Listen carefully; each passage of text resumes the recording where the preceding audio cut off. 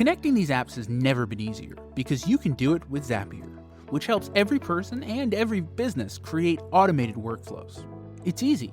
To get started, you'll just need to authenticate your apps, which takes just a few seconds.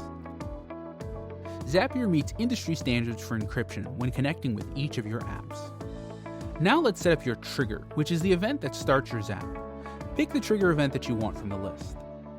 When you set up this step, your Zap will pull in test data from your trigger app that you'll see later when setting up your action app. This last part is where the magic happens. Choose the action you want to happen in your target app. You'll see a bunch of fields where you can specify the details of your Zap. You can type free-form text or pull data in from your trigger step as needed. Turn on your Zap and Zapier will start doing your work for you. Zapier can be as simple or as complex as you'd like and connects with thousands of apps, more than any other platform.